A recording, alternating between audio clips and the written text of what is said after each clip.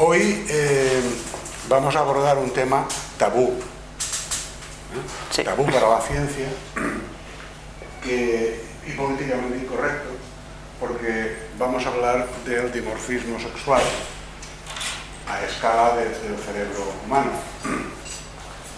Esto es uno de los temas que han llevado más polémica y siguen llevando y seguirán llevando, porque de alguna manera contradice esa idea tan romántica que es la idea de la igualdad, que para muchas personas la igualdad es ser iguales, mientras que para mí la igualdad es la igualdad jurídica, porque ser iguales políticamente, admitiendo que somos diferentes en el fondo y en las formas. El asunto es que le encargué a Miguel Izquierdo que hiciera una búsqueda y un cierto popurrí para que nos hablara de este tema, y no sé lo que él ha preparado, pero a mí me gustaría decir que básicamente de lo que va a hablar es de los talentos masculinos y femeninos, y esto viniendo me estaba recordando una cosa, que es que determinados genes viven mejor en un cuerpo masculino, mientras que otros genes viven mejor en un cuerpo femenino. Por ejemplo, si hubiera un gen que tiene que ver con que seguramente no será uno, serán varios, que tienen que ver con la orientación espacial, pues es evidente que a mí no me ha tocado ninguno de esos genes, que son muy masculinos, por cierto. Lo cual quiere decir que los talentos van por un lado absolutamente autónomo de otras condiciones sexuales. Pues os dejo con Miguel Ángeles, ¿no? Bueno, Miquel, me deben llamar. Miguel Izquierdo, a ver qué nos cuenta. Bueno, el tema, como he comentado otra vez, la verdad es que es un tema polémico. Entonces hablaremos eso de generalidades, de tendencias, que ninguno lo tome como absolutos, ni como que no hay diferencias individuales, que por supuesto las hay. Y bueno, voy a empezar primero a introducir el tema con una introducción de la teoría evolutiva, ¿vale? Para que nos pongamos en un contexto. Lo primero, ya sabéis que la selección natural ejerce influencia en aquellos rasgos importantes que son para la supervivencia y para la reproducción. Eso no es nada nuevo. Dentro de la selección natural, y aquí este tema es importante, está la selección sexual, cuyos componentes principales, y que nombraremos varias veces, son la competición dentro del mismo sexo, la elección de sexos y la paternidad-maternidad. El resultado básicamente de la selección sexual es que a lo largo de la evolución van apareciendo diferencias sexuales que favorecen la competición, la elección y la paternidad o maternidad en cada sexo, de alguna manera.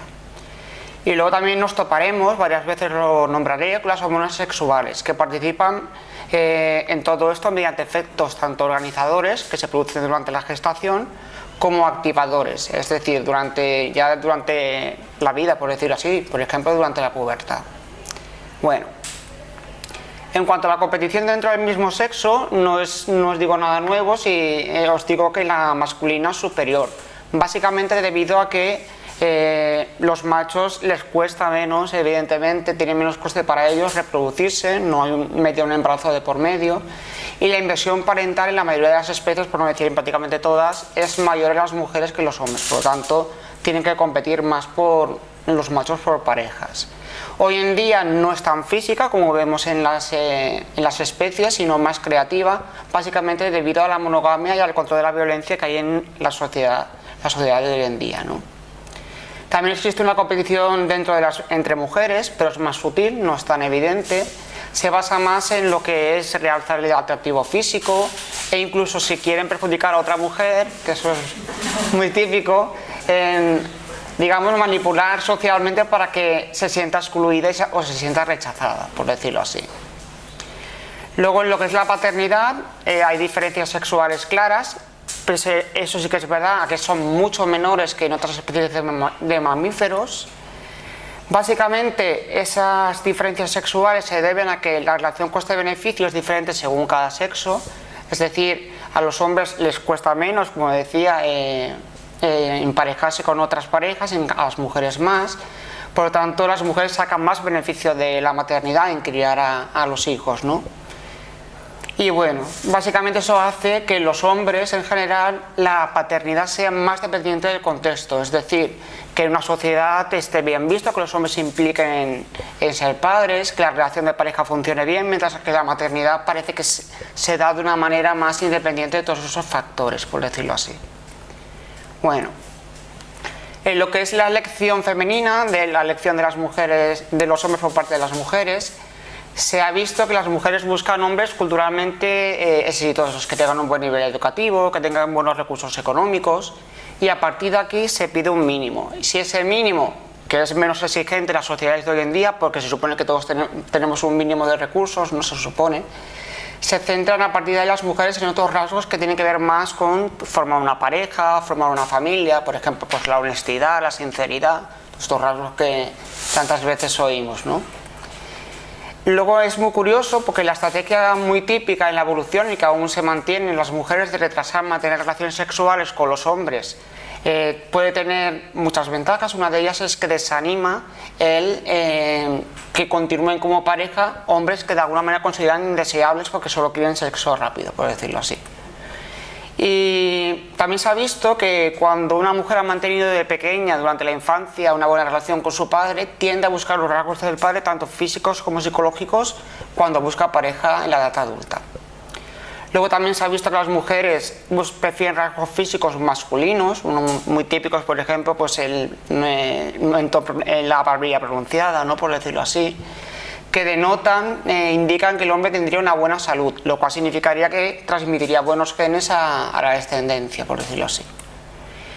También buscan las mujeres un registro de histocompatibilidad, que esto es una característica del sistema inmune, moderadamente diferente a la que ellas tienen en los hombres que eligen.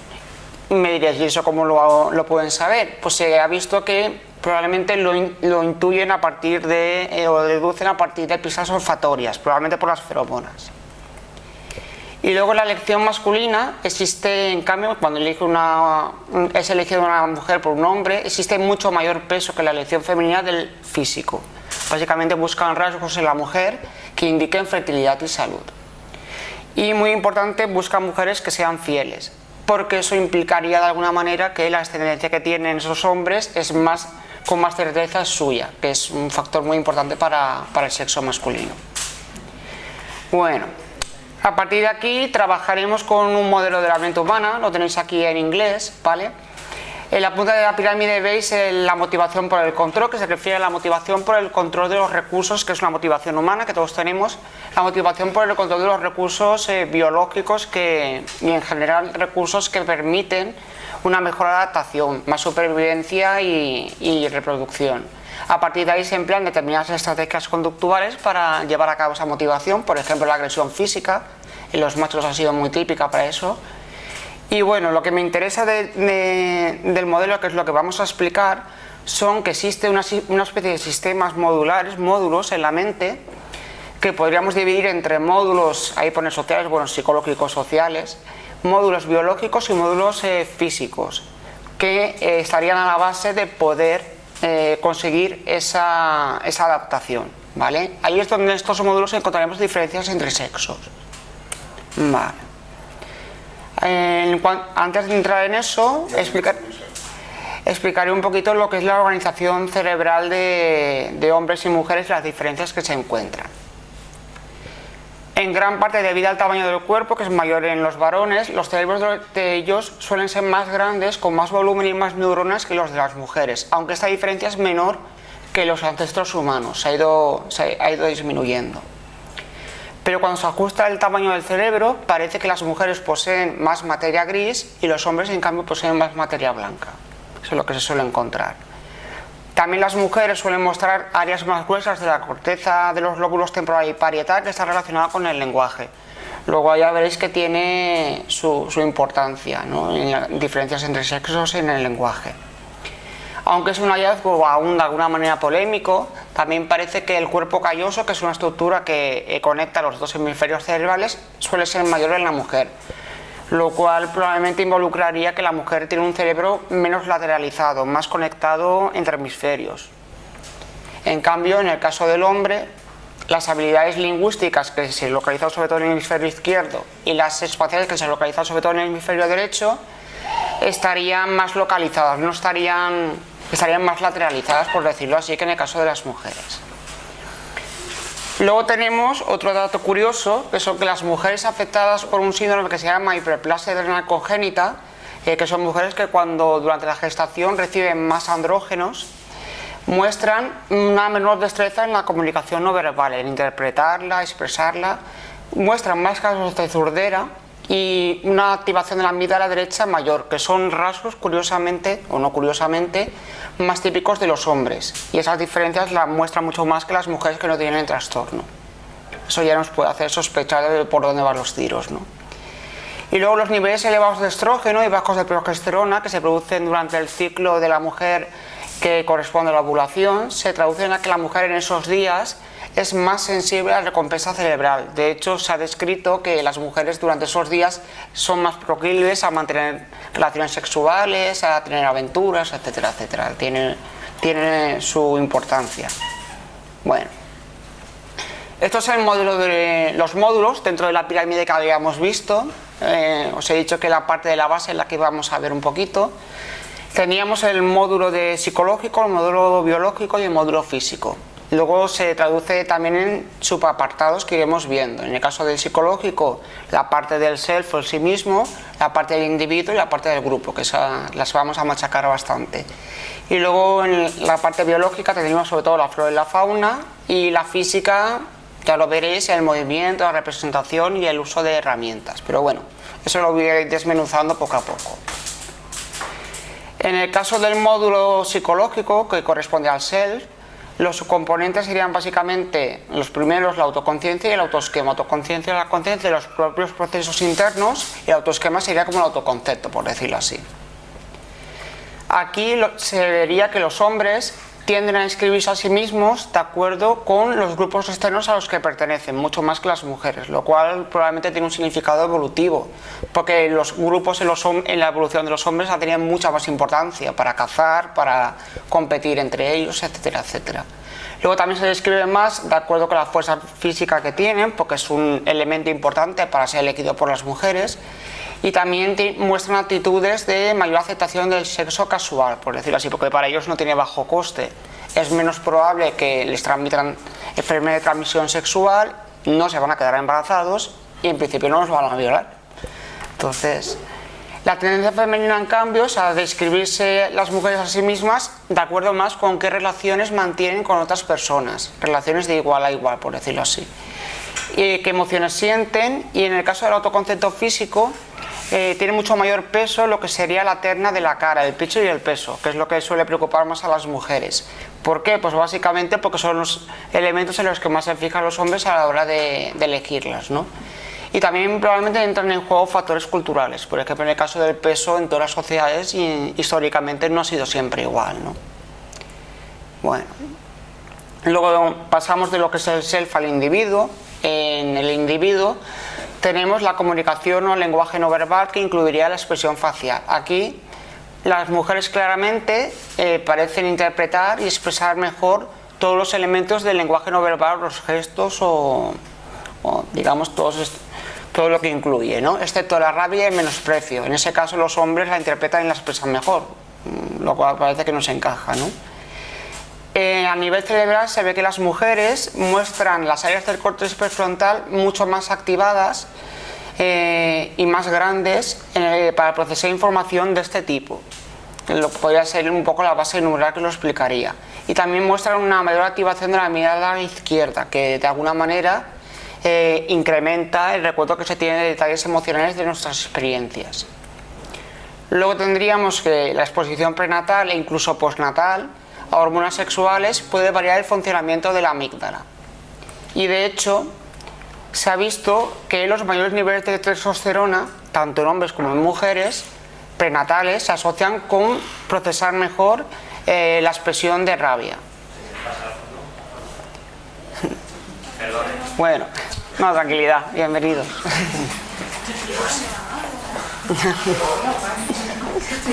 Ya después.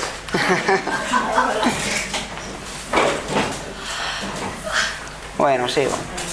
Y en el caso de los niveles de estrógenos elevados, se asocian con, sobre todo las mujeres, claro está, con un rendimiento en reconocer caras de otras personas más fácilmente, especialmente la de los bebés. Eso probablemente involucra la maternidad de alguna manera.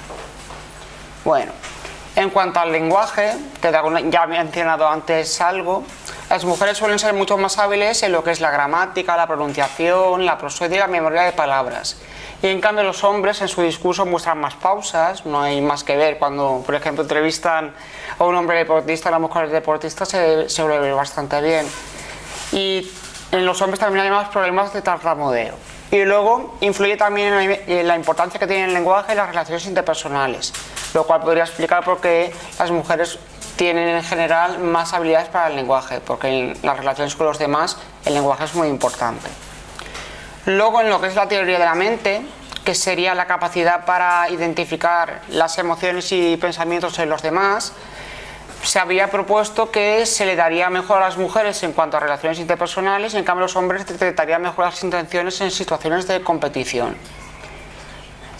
Pero en cambio, lo único que se ha visto en principio es que las niñas preescolares distinguen mejor lo que es la emoción que expresa una persona y la emoción que siente realmente, cosa que a los niños no les cuesta más, pero no se ha podido confirmar en cuanto a evidencia nada más de momento. Lo que es el esquema de las personas, que es la idea que nos hacemos de los demás, en las relaciones de amistad femeninas ya sabemos que las mujeres suelen intercambiar más información, hay más intimidad, más información personal. Y luego esta de hecho puede ser utilizada en lo que llamamos agresión relacional, que no es la agresión física, sino es la agresión de cuando hay un conflicto en una relación y se utiliza en lo que se sabe del otro, se extienden rumores, cotilleos y todo esto, ¿no? Bueno, en lo que es el aspecto relacionado con el grupo, parece que las mujeres en cuanto a los parientes muestran mayor interés por los niños, eso tampoco nos sorprende, y los hombres depende, si están en una sociedad en la que la competición entre grupos en los hombres está muy extendida, que suelen ser sociedades polígamas, los hombres prefieren estar con hombres de su familia. En cambio, en sociedades como la nuestra, más monógamas y las que la violencia se controla más, el hombre suele dar más prioridad a la mujer y a los hijos que tiene. También aquí influyen en la relación con los parientes y el vínculo, las experiencias de desarrollo. De hecho, crecer con otras personas implica que como si fuéramos parientes de ellos, y eso desanima la endogamia, que de alguna manera lo hemos comentado aquí alguna vez. Y luego el parecido físico también hace que haya mayor vínculo y el sentimiento de pertenencia familiar, sobre todo si percibimos que la expectativa de que los demás, los familiares nos van a apoyar y están próximos a nosotros. Luego, en lo que son los subcomponentes de endogrupo y exogrupo, el endogrupo es el grupo al que pertenecemos y el exogrupo cualquier grupo externo. En ambos sexos hay favoritismo del endogrupo, pero en los hombres suelen formar grupos más grandes y que integran a más personas. En teoría podría ser por razones evolutivas. Cuanto más grande sea el grupo, más fácil es en una competición entre grupos ganar, ¿no? Luego en los grupos masculinos también se desalienta mucho lo que es la cooperación con otros grupos. Si eres de mi grupo, con el otro grupo no te tienes que llevar bien. Y también se tiende a considerar a los miembros en los grupos masculinos según el estatus que tiene cada miembro. No se le considera de una manera individual según sus rasgos, sino según su estatus, ¿no? Y esto se ha visto que en la competición entre grupos de chicos, el grupo que gana, suele mostrar los miembros un aumento en lo que es la testosterona, si se pertenece al grupo ganador y si se percibe que se ha contribuido a esa victoria de alguna manera. En lo que es el subcomponente del esquema de grupo, se ha visto que los grupos competitivos, por ejemplo los grupos equipos deportivos, tienen más peso los hombres. También, por ejemplo, el pertenecer a un partido político, son grupos grandes, son grupos en los que la competición es central. Y luego en lo que son los roles de género, que de alguna manera entraría también dentro del esquema de grupo, con la distinción entre agente y comunal. Agente es más instrumental, que hace más cosas; comunal, pues eso, que es más expresivo, que se centra más en las relaciones con los demás. Habría influencias evolutivas, como ya vamos viendo, psicológicas, de interiorizar esos roles o no aceptarlos, y sociales, porque ser un hombre o una mujer menos prototípico muchas veces suele conllevar mayor rechazo. Bueno, en lo que es la biología, aquí sí que influiría en este módulo la división del trabajo, lo que siempre se ha dicho de los hombres cazadores y las mujeres recolectoras, ¿no? Pero los factores que estamos viendo evolutivos, lo que son la competición, la elección y tal, son previos. De hecho, por ejemplo, se piensa que los grupos de hombres que se han utilizado para competir también probablemente hayan fomentado que se hayan utilizado para cazar y hayan impulsado el rol del hombre como cazador. En el componente de flora de la biología se confirma que en las sociedades tradicionales y las tribus las mujeres suelen tener mayor conocimiento de lo que son las hierbas, las plantas, y las utilizan más para elaborar medicinas. También puede tener alguna implicación esto para la salud infantil. Si sabes elaborar medicinas que puedan curar, puedes curar a tus propios hijos también. Y luego en lo que es la fauna, los animales, se constata que en las sociedades tradicionales en cambio son los hombres los que suelen de alguna manera tener mayor conocimiento. Ya entrando en el módulo, dejando el módulo psicológico y el módulo biológico, tenemos el módulo físico. Aquí tendríamos el componente de movimiento. El sexo masculino, los hombres, siempre suelen ser, por término medio, más hábiles en el lanzamiento de objetos. Aquí también habría influencias evolutivas probablemente de haber sido cazador, de competir y de que tiene mayor peso el sistema visual en hombres que en mujeres. Luego también juzgan mejor los parámetros de objetos en movimiento, es decir, la distancia a la que están, con qué velocidad vienen, y los interceptan con más acierto. De hecho, a nivel cerebral se ve que las regiones del hemisferio derecho implicadas en esta detección del movimiento, por ejemplo sería el córtex parietal, un buen ejemplo, suelen ser mayores en hombres.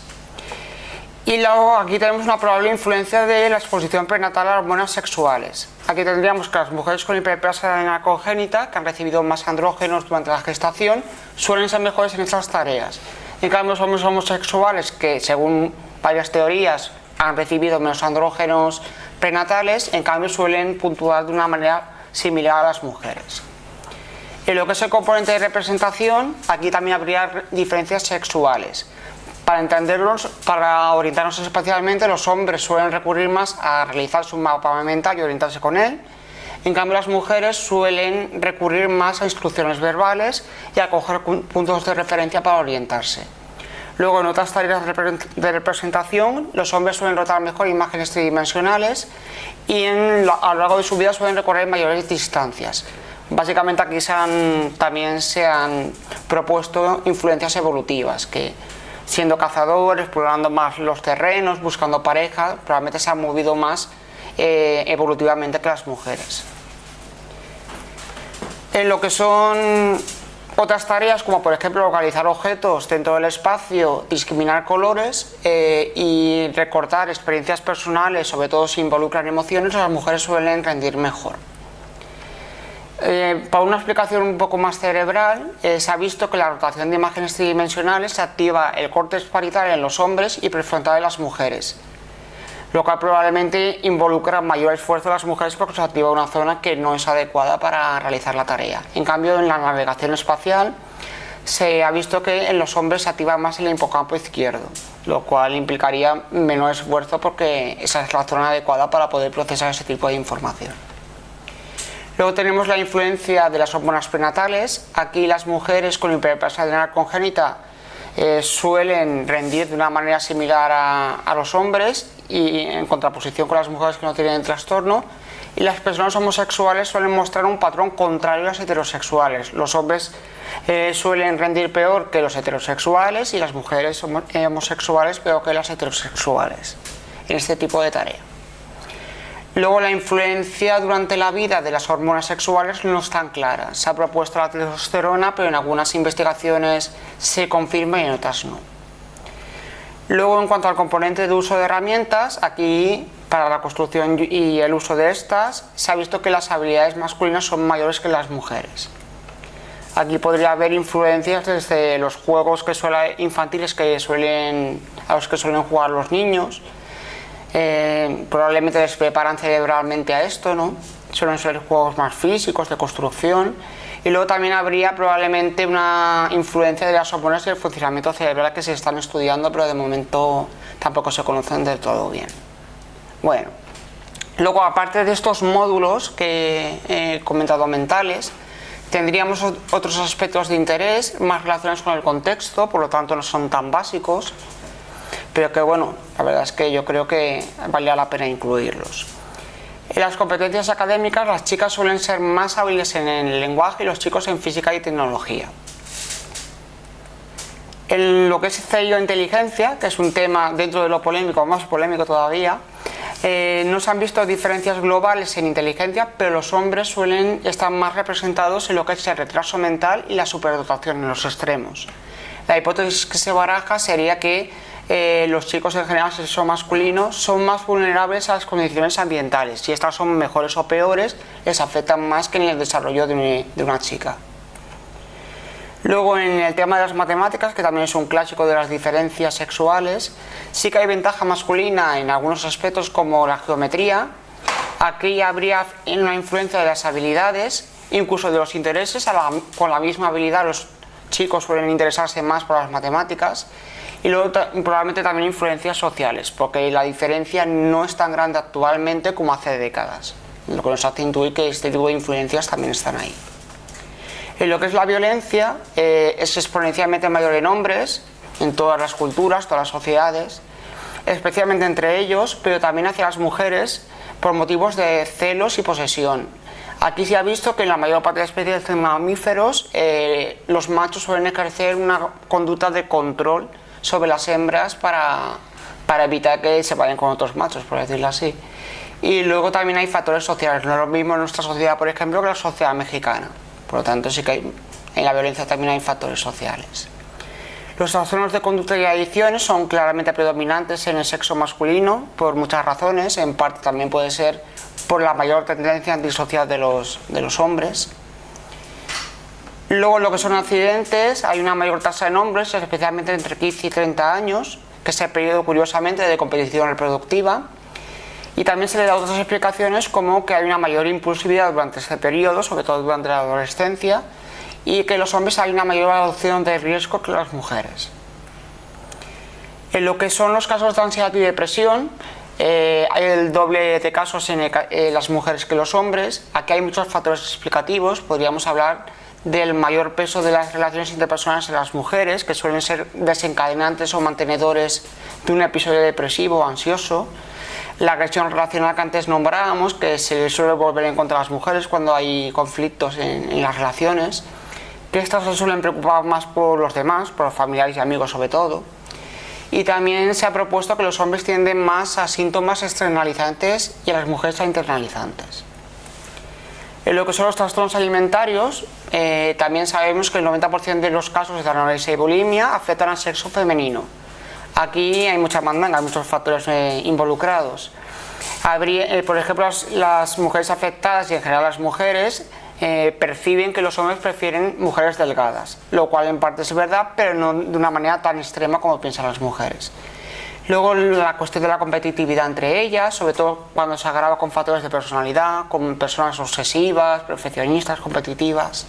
Luego también hay factores sociales, por ejemplo la imagen que proyectan los medios de comunicación, factores familiares, y los trastornos alimentarios son muy importantes, por ejemplo la relación entre los padres, sobre todo la madre y la hija. Bueno, hay varias cosas. En lo que es personalidad, según un estudio de estandarización del 316PF5, que es un estudio de personalidad con una muestra de más de 10.000 personas, las mujeres puntuaron más en lo que es sensibilidad, que será algo así como empatía, calidez, afabilidad y aprensión, que es algo así como temor o preocupación. En cambio, los hombres puntuaron más en estabilidad emocional, dominancia, atención a las normas y vigilancia. La vigilancia sería algo así como suspicacia, escepticismo. Y bueno, lo que son fantasías sexuales, los hombres tienden más, bueno, eso ya lo sabemos, a actitudes y preferencias hacia la pornografía, fantasías de orgías, ¿no? O esto del sexo casual, que lo suelen preferir más, y mayor peso de lo visual en el sexo masculino. En cambio, las mujeres tienden más a las novelas eróticas, en las que se proyecta una imagen de que la mujer está con un hombre que es guapo, que es inteligente, que es educado, que las desea, que hay una pasión, ¿no? Un poquito por todo ese significado que hay detrás. Bueno, de hecho se dice que la novela romántica es la pornografía de las mujeres. Sí, de alguna manera es un poco la Y sí. ahora la novela romántica ha hecho un viraje a la novela erótica, pero la novela erótica que les gusta a las mujeres acaba bien, acaba en matrimonio y hijos. Y en casas, porque si no hay casas, Sí, no interesa, ¿no? Es decir, que el éxito que ha tenido la novela esta de Grey, ¿no? Que yo no pude pasar de las dos primeras páginas, porque él era demasiado guapo. No hay nadie que sea tan guapo, tan rico, tan poderoso como para ir en avión de aquí para allá, ¿no? Y claro, ese tío lo tiene todo, es un macho alfa, ¿no? claro. Y el éxito que ha tenido esta novela precisamente es que bajo el pretexto del erotismo lo que gratifica es lo más profundo, ¿no? La casa, los hijos, matrimonio. La estabilidad de alguna manera y formar una familia, ¿no? Que también se añade a todo eso, ¿no? Claro, claro. Bueno, por eso sí que es verdad que esa diferencia, pero que sí que es cierto que ha tendido la novela romántica, desde las típicas de Corintia y a todo lo que hay ahora no tiene nada que ver, ¿no? De alguna manera. Bueno, en lo que son los intereses y el éxito vocacional, ambos sexos se ven afectados por presiones de éxito cultural, de tener éxito en su trabajo, por ejemplo, pero los hombres sobre todo más, porque tiene más peso en teoría esto en la elección femenina que a la inversa, ¿no? Y también porque la maternidad se suele meter de por medio de la carrera laboral de una mujer. Hoy en día a lo mejor no de una manera tan brusca, pero bueno, continúa un poco así. Y luego también existen diferentes intereses por unos trabajos o por otros según el sexo. En parte es debido a que las habilidades son diferentes, como vais viendo, por término medio, pero también hay influencias sociales, ¿no? De alguna manera que... Pero aún así se mantienen esos intereses vocacionales, ¿no? Bueno, ya una vez hecha hasta un poco revisión de diferencias entre hombres y mujeres por áreas y tal, voy a hablar de dos teorías que yo creo que tienen muchas implicaciones, ahora lo veréis, para la salud mental y me parecen muy interesantes. La primera es la teoría de Baron Cohen, que la describe en su libro La Gran Diferencia. Es una teoría, como veréis, que tiene implicaciones aparte de las diferencias entre sexos y su cerebro en el área mental, ¿no? Baron Cohen lo que diría es que el cerebro femenino está especialmente estructurado para la empatía y el masculino para entender y construir sistemas. La empatía, por describirlo así, tendría una parte cognitiva, que sería la de identificar emociones y pensamientos de otra persona, lo que es la teoría de la mente, que lo he nombrado ya antes, y responder, que esa sería la parte afectiva, con una emoción adecuada a esa identificación, que sería la parte de simpatía, por decirlo así. La sistematización, en cambio, sería la capacidad de coger un sistema, entender cómo funciona, su dinámica, sus reglas, por ejemplo, un ordenador, un cacharro, ¿no? Y ambas capacidades, tanto la empatía como la sistematización, estarían en ambos sexos, pero, como veréis, la tendencia por sexos no es la misma, y aparte de diferencias individuales, por supuesto. A partir de aquí, Baron Cohen clasifica tres tipos de cerebro: el cerebro tipo E, que corresponde a la empatía; el cerebro tipo S, que es de la sistematización; y el tipo B, que es el equilibrado, que se refiere básicamente a un equilibrio entre ambos tipos de habilidades. Bueno, el cerebro tipo E o femenino tendría una serie de ventajas evolutivas, básicamente con integrarse en el mundo social, lo que incrementaría la supervivencia y favorecería pues la amistad, la maternidad, el moverse entre unos grupos y otros, unas personas y otras a la hora de relacionarse, las relaciones de pareja y el obtener apoyo social de los demás, sobre todo ante la crianza y ante habilidades que a uno no se le dan bien, pedir ayuda a los demás. La evidencia de que este tipo de cerebro predomina en las mujeres sería la siguiente. En la parte infantil, durante la infancia, los estilos de juego de chicos y chicas no son igual. Los chicos juegan juntos pero no revueltos, de alguna manera juegan un poquito a su aire, en cambio las mujeres interactúan más. Las chicas